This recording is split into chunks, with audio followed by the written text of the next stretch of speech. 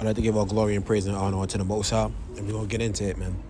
Now, in my last lesson, the video I did, we talked about how the people in the city of Jerusalem, they couldn't discern when judgment was coming. They couldn't discern it, man. Now, this lesson, we're gonna be kind of picking that back up, and we're gonna be showing you through the scriptures, a couple more examples of people that couldn't discern judgment. Who can discern judgment, man? Oh man, who? Because, for example, a lot of times when you see a lot of these rappers dying, a lot of people, they cry, they say, oh, we gotta stop the violence, they gotta stop this, they gotta stop that. But they can't discern what's going on. Once again, that's why Yeshua HaMashiach said, a parable in the mouth of a fool is worthless, and don't cast your pearls before swine, because you giving them this, this wisdom is worthless to them. They don't know what to do with it, man. They can't see, So we're going to get into it, man. Who can discern judgment, man?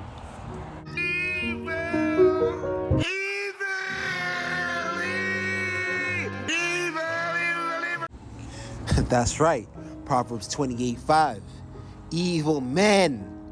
Evil men. When they say men, it means mankind. Understand not judgment, but they that seek the Most High understand all things, man. Oh, man. They cannot understand when judgment is in front of them. When you look at, for example, Pharaoh in Egypt. Look, man, when he brought all his wise men, when those plagues started up, they said, man, we never seen anything like this, man. They couldn't discern what was going on, man, when those plagues started hitting, They didn't understand that judgment was in front of them. Even Pharaoh, he didn't understand that his time was done, man. How long you think you're going to be able to do wickedness, man?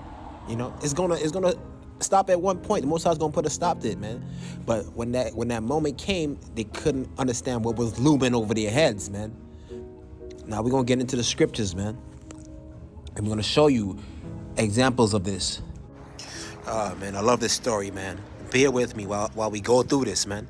It's a good story. Daniel chapter 5.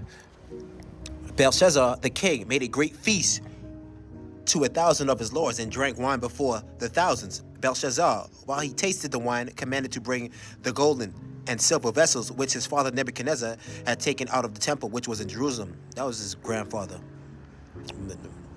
It wasn't his father.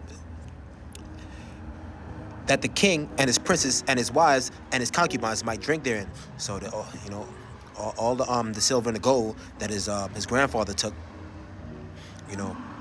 out of Jerusalem. Look, Belshazzar, he's reigning now. He took over, and they're drinking in it, man. They're having a good time.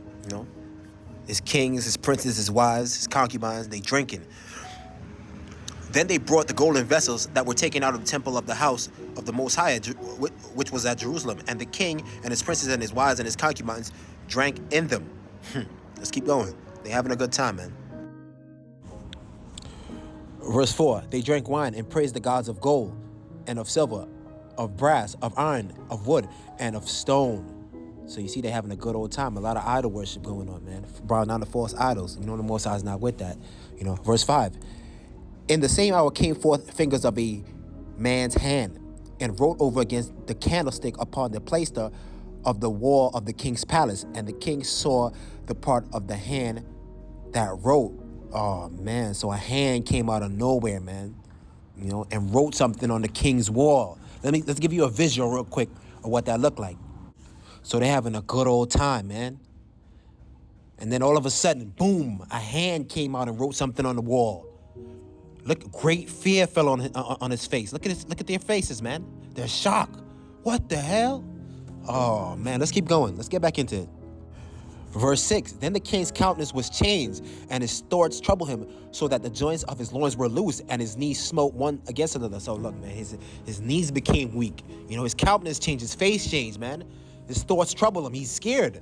Verse 7, The king cried aloud to bring in astrologers, the Chaldeans, and the soothsayers. And the king spake and said to the wise men of Babylon, whosoever shall read this writing and shew me the interpretation thereof shall be clothed with scarlet and have a chain of gold about his neck and shall be the third ruler in the kingdom. Oh, man. So you see, he can't interpret it. The king can't interpret it, so he's calling for all his astrologers, all his wise men. Yo, come, tell me what this is, man, because I cannot understand it. Evil men understand not judgment, man. Let's keep going. Verse 8. Then came in all the king's wise men, but they could not read the writing, nor make known to the king the interpretation thereof. So all his wise men couldn't even interpret it, man. Oh, man. Then King Belshazzar was greatly troubled, and his countenance was changed in him, and his lords were astonished. So look, when he seen that his wise men couldn't interpret it themselves, he got even more afraid, man. And his men were looking at him like, damn, the king is scared. You know, we got to figure this thing out. Evil men understand not judgment, man. Verse 10. Now the queen, by reason of the words of the king and his lords, came into the banquet house, and the queen spake and said, O king, live forever. Let not thy thoughts trouble thee, nor let thy countenance be changed. Right here, the queen is telling her, don't worry. Verse 11. There's a man in thy kingdom in whom is the spirit of the holy gods, and in the days of thy father light and understanding and wisdom like the wisdom of the gods was found in him, whom the king Nebuchadnezzar thy father, the king, I say, thy father, made master of the magicians, astrologers, Chaldeans, and soothsayers. So the king is, the queen is telling him, look, man, there's somebody in the kingdom that has the wisdom of the, like she said, gods, you know, but we know their gods is false, you know, that she said when his grandfather Nebuchadnezzar was in reigning, he made this person, you know, magicians, he made them masters of the magicians, astrologers, and Chaldeans and soothsayers. He was over all these guys, man, all these wise men, you know. Let's keep going, man. Verse 12. For as much as an excellent spirit and knowledge and understanding, interpreting of dreams and shewing of hard sentences and dissolving of doubts were found in the same Daniel, whom the king named Belshazzar. Now let Daniel be called, and he will shew the interpretation. Man, so she's saying Daniel could interpret this, man. The queen is give him a rundown. Then Daniel was brought in before the king. Daniel came in, and the king spake and said unto Daniel, Art thou Daniel, which are the children of the captivity of Judah, whom the king my father brought out of jewelry? I mean, look, man, he's inquiring. I have even heard of thee, that the spirit of the gods is in thee, and light and understanding and excellent wisdom is found in thee. You know what I mean? Oh, man. He said light and understanding is found in thee. Light, man. He has the light. Yeah? All his men couldn't figure out what was going on, man. But he had to bring what? A servant of the Most High to find out what this means. Verse 15. And now the wise men, the astrologers, have been brought in before me, that they should read this writing and make known unto me the interpretation thereof, but they could not shew the interpretation of the thing. Once again, he's telling him, look, man, all my wise men can't figure this thing out, man. You mean? Oh, man. The knowledge of wickedness is not wisdom, man. Once again. Let's keep going. Verse 16. And I have heard of thee that thou canst make interpretations and dissolve doubts. Now, if thou can read the writing and make known to me the interpretation thereof, thou shalt be clothed with scarlet and have a chain of gold about thy neck. And thou shalt be the third ruler in the kingdom. And you know what they always do. Look, you help me out, I can reward you, I can give you gift. This is how they you know, they get them, you know. But then Daniel answered and said before the king, let thy gifts be to thyself, and let thy rewards be rewards to another. Yet I will read the writing unto the king and make known to him the interpretations. Daniel, look, man, I don't want your gifts, man. You see? Strong, man. The strong ones is gonna resist. Like, I don't want you to just. I'll interpret the thing for you, and being about my way, man. I don't want to sit in the ruler in your kingdom, you know. As third ruler. Oh, man. Daniel you don't want his gifts, man. You know, the weak ones to bow down and take that. Verse 18. O thou king, the Most High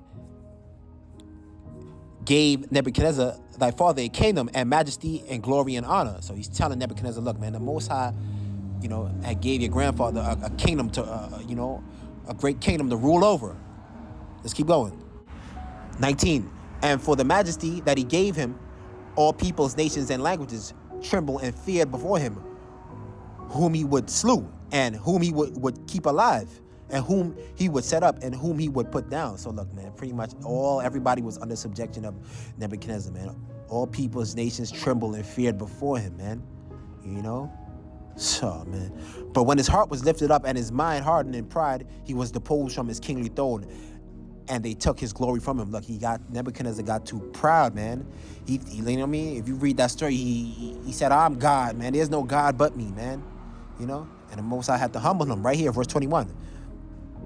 And he was driven from the sons of men, and his heart was made like the beast. The Most High turned him into a beast, and his dwelling was made with wild asses. They fed him with grass like oxen, and his body was wet with the dew of heaven, till he knew that the Most High God ruled in the kingdom of men, and that he appointed over it whomsoever he will. So you see that? The Most High appointed whomsoever he will, man. In whatever kingdom he want, he could put you in positions of power, and he could take you down, man.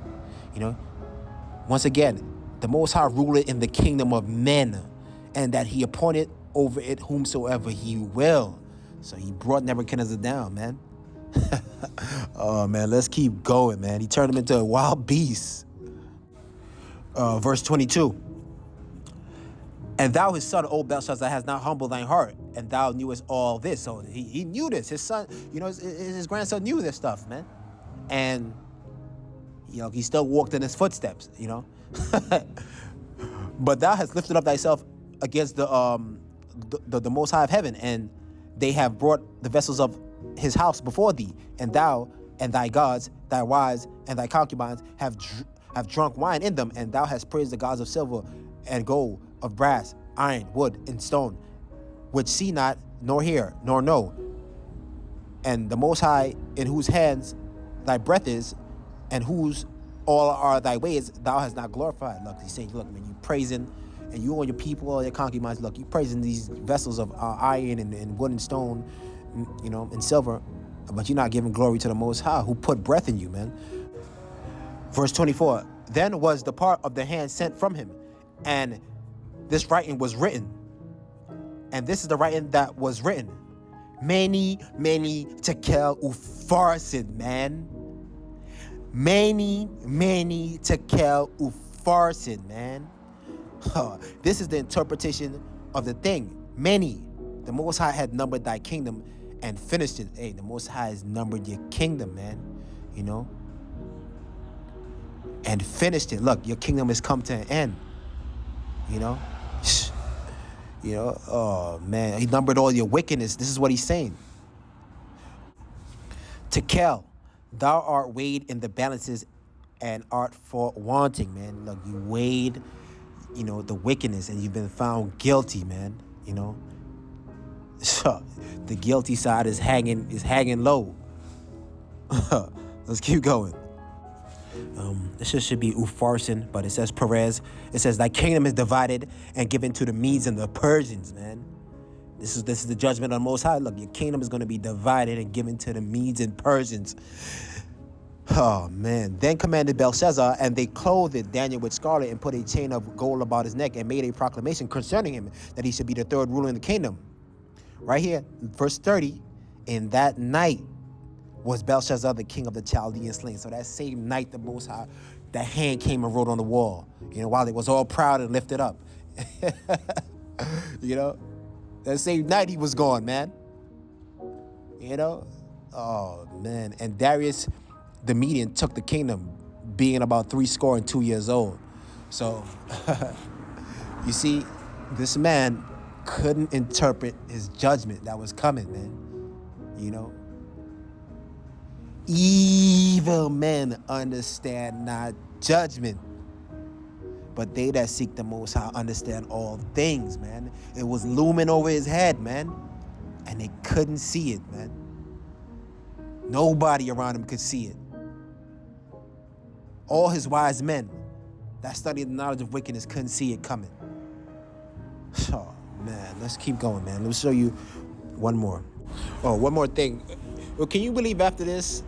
This is Daniel chapter 5, but when you read Daniel chapter 6, right after this, these people threw Daniel in the lion's den. They made a proclamation. They made up lies on him. After he interpreted, the king's dream, they made a proclamation saying, "Look, man, you can't worship the Most High." When every single last one of them couldn't interpret that writing on the wall. They started hating on him, man. they threw him in the lion's den after this, man. In verse 6. Oh man. They was envious, man. Let's keep going, man. So right now we in the book of 1 Kings 22, 29 through 40.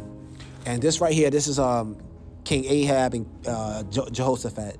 And but I believe before right now they in battle, but before this, King Ahab, he didn't hearken on to the voices of the prophets. He listened to the false prophets, and they told him, "Look, man, you're gonna win this battle, man. Go ahead and fight." But the true prophet, they told him, "Look, no, you're gonna lose this." But he didn't listen. Now this is an example of somebody trying to escape judgment, and it finds their way to them anyway. You can't escape it no matter what you do. So we're gonna read this right now. So the king of Israel and Jehoshaphat, the king of Judah, went up to Ramoth Gilead, and the king of Israel said unto Jehoshaphat, "I will disguise myself and enter into the battle, but put on thy robes." And the king of Israel disguised himself and went into battle. So look, Ahab is disguising himself, man. And I believe what happened right here is Jehoshaphat is wearing his robes, his kingly robes, so he's disguising himself as battle, but he's not looking like how he's supposed to look. Verse 31, but the king of Syria commanded his 32 captains that had rule over his chariot, saying, "Fight neither small nor great, save only the king of Israel." So look, they only wanted Ahab, man, and that's crazy. Their king is telling them, "Look, man, just go after Ahab. That's it. Don't fight small nor great. Only him." That's crazy. So they got it out for him. Verse 32. And it came to pass when the captains of the chariot saw Jehoshaphat that they said, "Surely it is the king of Israel." And they turned aside to fight against him, and Jehoshaphat cried out. Oh man. So they thought Jehoshaphat was Ahab, and when he went to fight him, Jehoshaphat he yelled, "Ah!" Let's keep going. Verse 33. And it came to pass when the captains of the chariots perceived that it was not the king of Israel, they turned back from pursuing him. So they found out, looking, that's not Ahab. They stopped. They're trying to find him. Verse 34, right here. This is important. And a certain man drew a bow at venture. That means at random. He took his bow and he put it in the air and just shot it. That's what it means by adventure. And smote the king of Israel between the joints of his harness. He had all his armor on, and it still hit him. Wherefore he said unto the driver of this chariot, "Turn thy hand and carry me out of the host, for I am wounded." So let's stop right there, man. So adventure at random. A man drew a bow and just shot it into the air. They wasn't even aiming at him, and it hit him between his joints. and long story short, man, like he ended up dying, man. So just right here, it shows you, man, he didn't listen, and he didn't understand judgment, and he tried to evade it, but at random, it came to fruition, man. So this is it, man. Those are just two examples showing you that evil men understand not judgment, man. Oh man. So a lot of times, like I said, I was saying in the beginning, you see a lot of these celebrities dying, you see a lot of these, these rappers dying, especially the rappers. They on a fast track to destruction. A lot of people say, "Oh, we gotta stop killing each other, stop the violence." They don't understand, and you could show them, like, "Hey, this is what's going on." The wages of sin is death.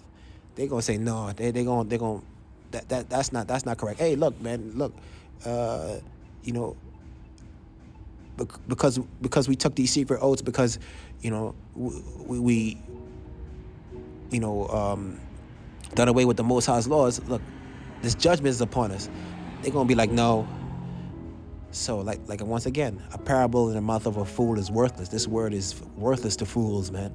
They're not gonna understand. And when judgment hit, they're not gonna understand either. That's why you see them always crying, oh, why? They don't understand. How long you think wickedness is gonna reign, man, before the Most High put his foot down? So every judgment is not the same, man. You gotta have the eye to see it. And a lot of people can't. It's not the same. But even when I was reading the writings of Josephus, when the siege happened in 70 AD, you had people in the city that were swallowing their gold coins. People that was well off, and if they eventually escaped, it was people waiting right out there for them, and they killed them and cut their stomachs open and took the money out. So that just shows you right there, man. Look, man, you're not gonna escape when that decree goes out, man. So so that's it, man. So like I said, man, to sum it up, evil men understand not judgment, but they that seek the Most High understand all things, man. You see his entourage that he was rolling with, his posse that he was rolling with, they didn't understand what was going on. They didn't understand, when it came. His wisest men couldn't understand. Oh, man. There's a lot of people like that. They think that they're going to escape. You think that, you're going to evade judgment somehow. Eventually it's going to find its way to you, and some come sooner than others, man, because we know the Most High is long suffering. So hopefully this was edifying, man. I love this story in Daniel 5, man. It was a great story, man. Hopefully you guys enjoyed it too.